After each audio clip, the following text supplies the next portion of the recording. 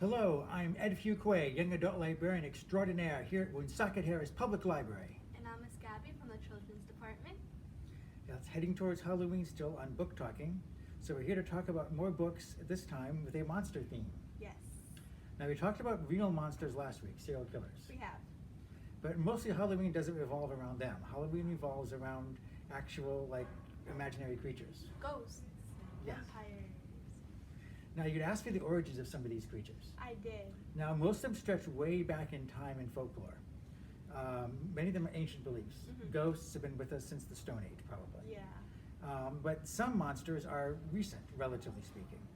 Some monsters, instead of being part of a vast array of folklore across many different cultures, sometimes somebody just makes up a monster. And it just stays. And it sticks, because they're really good at what they do. So I want to talk mostly about Frankenstein, Frankenstein's monster, the Bride of Frankenstein, and all that stuff.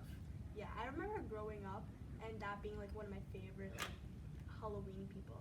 I remember painting pictures always for Halloween, and it was always Frankenstein. I had an obsession with Frankenstein. Yeah. Crazy. Like the version from the Universal movies, or So it was the one with the square head. Yeah. And then the ones that had the little bolts. yep, that's Boris Karloff, the Universal version. Yeah, Frankenstein is in public domain, so anyone can use Frankenstein or make a Frankenstein movie. Universal to this day owns the rights to that makeup. Oh really? Yeah, and the bolts in the neck are a distinctive thing that Universal owns. No one else can do that. Oh wow, I didn't know Yep. that. Because when you look up a clip art of Frankenstein, Yeah. it's even on those. Technically, they're not supposed to. Universal could sue them, but these days with the internet, Yeah, it's so hard to track exactly. things like that down. But if you're making a film or a TV show, you'd have to be really careful not to step on their toes. Unless you Yeah. get licensed from Universal. Mhm. And bearing in mind the success of their recent monster movies, getting a license from Universal might not be very difficult at all. So yes, much of what we know about Frankenstein comes from the movies, which is true about a lot of monsters. But Frankenstein does have a distinctive origin, and it's kind of a cool one. It's one of my favorite stories. I don't know the backstory. Yes, it's time for story time. All right. Now, set your Wayback Machine for 1816. Okay. Right. Now, the first thing you have to know is the first character we meet is someone named Lord Byron. Okay. Lord Byron is a superstar poet. He is a rock star. In the days before film and television and things like that, and the internet, he was a superstar poet, internationally famous. Everyone knew him. Like an Edgar Allan Poe kind of. More popular. He was even more popular. Wow. He was huge. He was quite a superstar. He was incredibly charismatic. He may have seduced and had romantic relationships with hundreds of people. His name has been linked to pretty much everyone at the time. He was bisexual, Oh. and he finally had to leave England over things like that, Yeah. and went to Europe to spend the rest of his life. He also had the tendency to leave behind a trail of people whose lives he destroyed. He left behind a lot of failed relationships, broken marriages, kids he never took responsibility for. Yeah. I feel like back in that day it was so easy to get away though too. Just pack up your Yeah. stuff and leave. Especially if you were a guy. If you were a woman, you were frequently stuck with the consequences of your actions, with the Yeah. ruined reputation. He destroyed many people over the years. One of his ex-lovers referred to him as mad, bad, and dangerous to know, Wow. which is a pretty good recommendation. He was the original bad boy. Okay. He's the guy who invented the Byronic hero. You might have heard in English class Yeah. at some point. Yeah, he was the model for the Byronic hero, the haunted, doomed, usually alcoholic hero. Yeah. He was the superstar of the Romantic movement of poetry, romantic with a capital R. They believed in things like free love and breaking society's rules to follow your own heart, Mhm. that what you want, your wants and needs are more important than what society demanded of you. They tried to seek a more natural way to live, which involved doing a lot of drugs and having a lot of sex. Amazing. Well, you can't fault them on that, really. That's that kind of philosophy has never really gone away, but it really took off in that time period. So you had Lord Byron.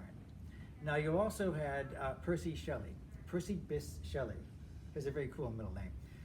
He was also a romantic poet, not quite as famous as Lord Byron, but he definitely believed in this philosophy. So he wound up falling in love with the daughter of his mentor, Oh. who was William Godwin. He fell in love with Mary Godwin. She was 16. He was, I believe, 21 at the time. Now, he was married to someone else, but he never let that stop the course of free love. Yeah, never. So he walked out on his wife and took off with Mary. Oh, at the same time, he also took off with Mary's stepsister, Claire Claremont, who was 17. Did they know? Yeah. He kind of liked both of them. They both liked him a lot. This is like a Hamilton story right now. Oh, God, yeah. It gets really complicated. Yeah. Yeah. It doesn't sound like we're building up to a monster story, but trust me, it's all coming. All right. So Percy Shelley walks out on his wife and runs off with Mary Godwin and Claire Claremont, who are stepsisters. Okay. Now, after he leaves her, his wife conveniently commits suicide so he can marry Mary, and she becomes Mary Shelley. Yeah. When I say these guys left behind a trail of broken lives, I'm not kidding. Wow. Objectively, they're kind of awful people. Yeah. They didn't see themselves that way at all. They saw themselves as dashing romantic heroes, literally. Girl, suicide at this point. Right. So they leave England, leaving behind a marriage and an outraged father, Yeah. and so forth, with young ladies who were 16 and 17, and he was, remember, 21. Yeah. It wasn't illegal in those days, but still, No. it was kind of frowned upon. Now, this year, 1816, was known as the Year Without a Summer. In true romantic fashion, a volcano somewhere in Indonesia had gone off, putting so much ash into the air that it affected the sunlight. So it never really got warm that summer. It was a cold, wet, and miserable summer the entire summer. Yeah. So basically, everybody was stuck inside. So Percy and his ladies went to locate Lord Byron, who, having fled England, was now living at Lake Geneva in Switzerland at a place called Villa Diodati. That sounds nice. It was a beautiful place. It's still there. It's a real tourist attraction these days. It's very famous because of what happened there. So these poets gather, and oh, by the way, Claire Claremont had fallen for Percy Shelley, but she also really, really liked Lord Byron, so much that she was pregnant with Lord Byron's child. Yeah. Aw. But that's okay, because Percy Shelley also really liked Lord Byron, because they were both bisexual. Great. Yep. So they all lived together in this villa, Yeah. and it was sort of a romantic quadrangle. Oh yes, there was also Dr. Polidori, who was Lord Byron's personal physician. Because you don't want to go anywhere without your personal physician to prescribe things for you who have to need a quick pick-me-up every now and then. Oh my So he had his personal doctor following him around cleaning up his messes. Polidori also liked Lord Byron a lot. Okay. So it's a mess. It's like a giant love circle. Yeah, no one knows exactly who is sleeping with whom, except there's a lot of that going around. Yeah. One person writing about the scene described it as lots of drugs and partner swapping. Was what happened there. Great. But as I said, it was a miserable, miserable summer. No one could go out, so they had to stay in and do something with They their were time. miserable. They seemed to be very They happy. were having a good time. So one night, as they get tired of the, group sex and opium, Byron pulls out a book of recently translated German ghost stories called Phantasms, Yeah. and he reads aloud from them. And they're incredibly spooky yarns. The whole idea of a scary story in 1816 really hadn't been formulated yet. The idea of a horror story was still kind of nebulous. And so they thought the stories were fascinating. So Byron challenged everybody there to write their own horror story. Now, he started one and never finished it, about a vampire. Percy Shelley never came up with anything. And his wife Mary didn't write anything at the time, but she thought about it a lot. It percolated inside her brain for years.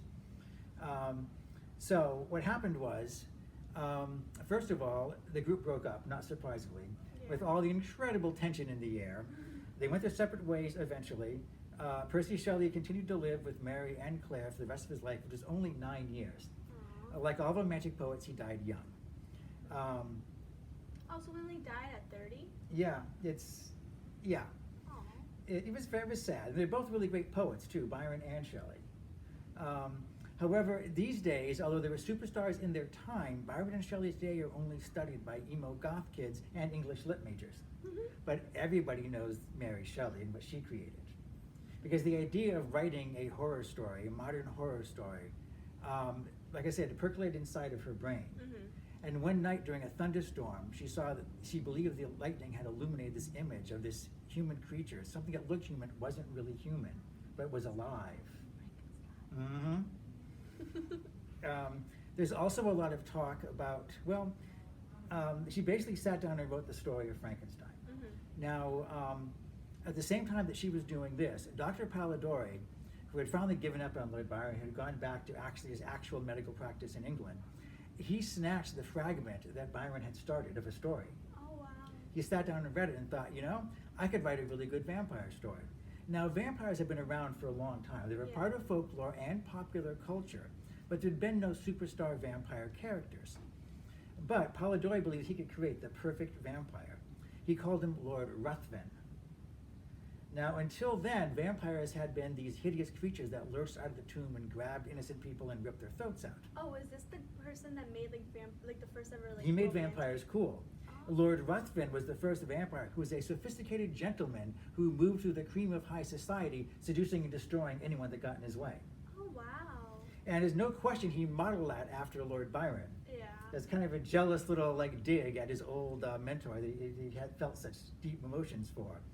So Byron was the model for the first popular vampire. Wow. And that was what partly inspired Bram Stoker to create Dracula that came out a few years later.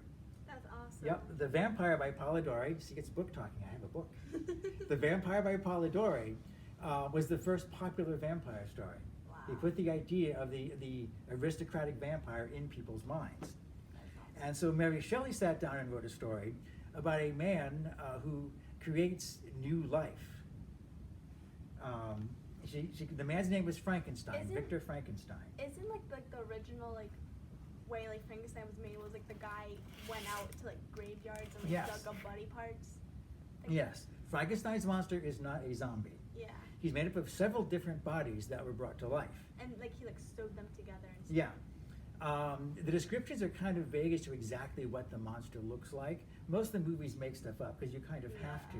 And one of the descriptions, his skin is translucent, so you can see the veins and muscles working under the skin. And then in others, he is bright green. Yeah, others he is green. But he looks hideous. And Victor Frankenstein is an awful person. Yeah.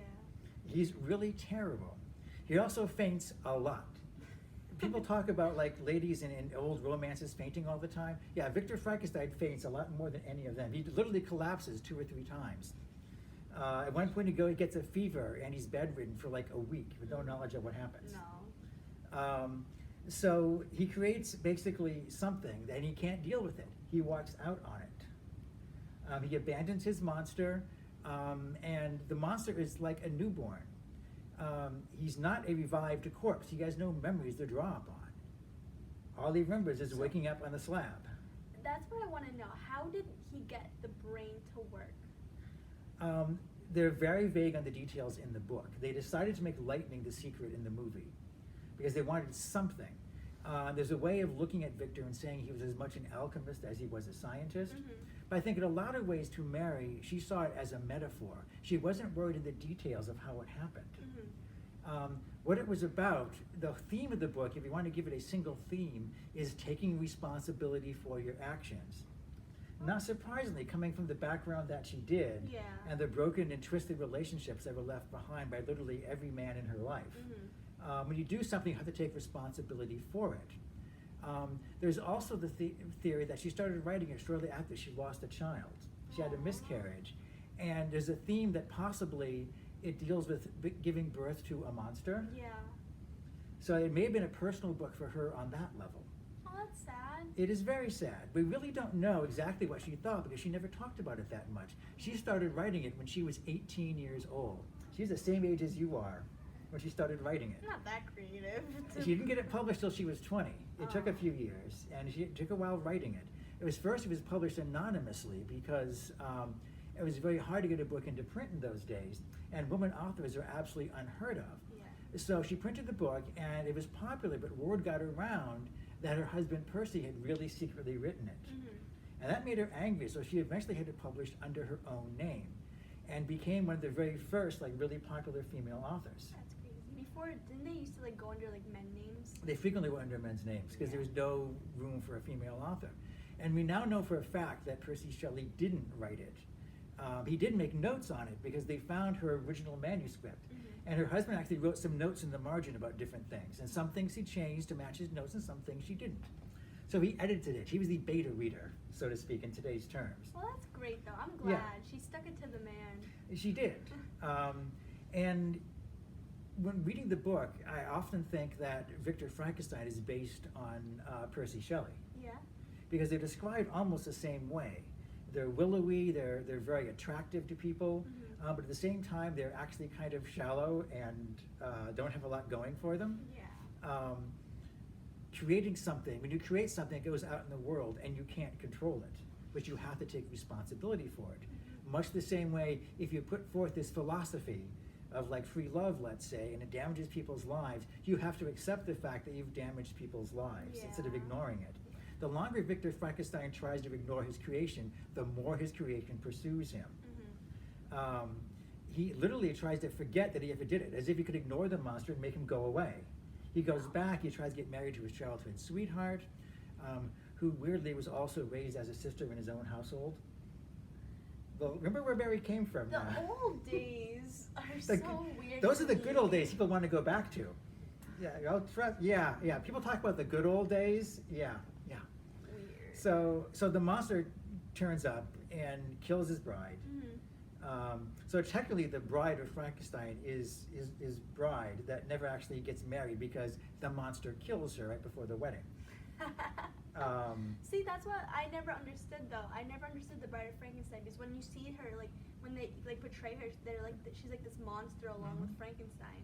Well, weirdly, in the Universal film version, Bride of Frankenstein, they have Elsa Lanchester plays Mary Shelley in a prologue, and then she comes back as the bride in the final scene in the movie. And in the movie, it goes through the part of the story where Victor is about to get married. And they have the scene where the monster like lurches into the bedroom as she's getting ready to go to bed. Yeah. And they were afraid they couldn't film her having her neck snap because no censor would allow it at the time. So they leave with him entering into the room. Now, audiences at the time, many of them assumed that he had sexually assaulted her rather than killing her. Aw. Yeah, they took, and that's kind of the way the scene was filmed. Maybe like if they just like heard like like I don't know, Yeah. like a scream or like a snap. They could have sound. filmed it better, but there was a lot of editing that went on with Bride of Frankenstein. So we're Yeah. never going to see it in its real form because nobody saved extra footage in those days. Oh, that stinks. Yeah. In the book, the monster comes to Victor, and Victor finally says, "What is it you want from me?" And this is the part of the book where the monster says, "I want a bride." Now, the monster has taught himself to speak, taught himself to read and write. He's actually very intelligent, but he has no moral compass. Because it takes, a parent to give a child a moral compass, and he has never had one. Yeah. So when he sees something, he takes it. When he's Yeah. angry, he kills something, Yeah. So he's discovered that he can live off like the bark of trees and twigs and things like that, stuff that no human could ever eat. It requires very little water. He realizes he can survive anywhere.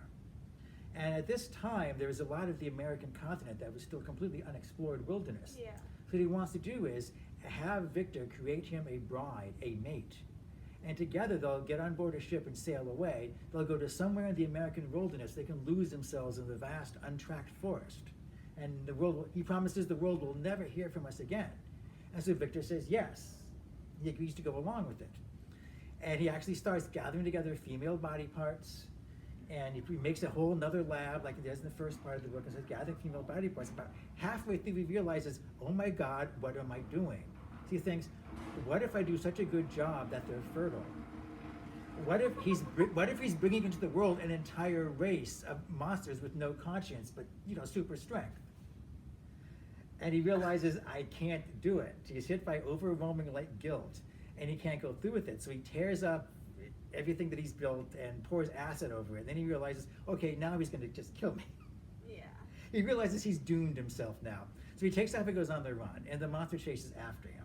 And the last part of the book is him being chased across the face of Europe by his unrelentless, tireless creation.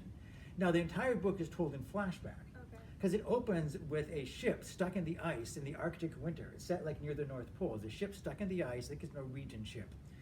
And the story is told in the voice of the ship's captain, who is a really exquisitely dull character. By modern standards, he's a terrible character. But he finds someone wandering on the ice, this really handsome, charismatic guy wandering on the ice. So he brings him on board the ship and feeds him, and he says, "Let me tell you my story of horror and torment." And it's Victor, of course, what's left of him. Yeah. And he tells the story of how the monster was like chasing him. And by the time he gets to the end of the story, he spots the monster lurching towards him across the ice. And so he jumps out back into the ice floe. I think he has a dog sled with him. Mm-hmm. And he goes shooting out across the Arctic, heading towards the North Pole, with the monster in eternal pursuit. Oh, so pretty much he's like on the run for the rest Yeah, of his life. that's how the story ends. There's never a definitive conclusion to it. Presumably the monster catches up to him at some point and just kills him out there. Or death just. Or they kills him. freeze to death. Yeah. Who really knows? Now, one of the funny things about the book is that critics have pointed out that no one else in the story sees or hears the monster except for Victor Frankenstein. Maybe he just went crazy. Yeah, maybe there was no monster. What if it's Yeah. Victor himself murdering people and blaming it on his imaginary creation? Like a Dexter moment. Yeah. Even at the end, when the Norwegian captain believes he sees the monster, he doesn't stop and talk to him or anything. He just assumes that's what Victor was talking about. Yeah.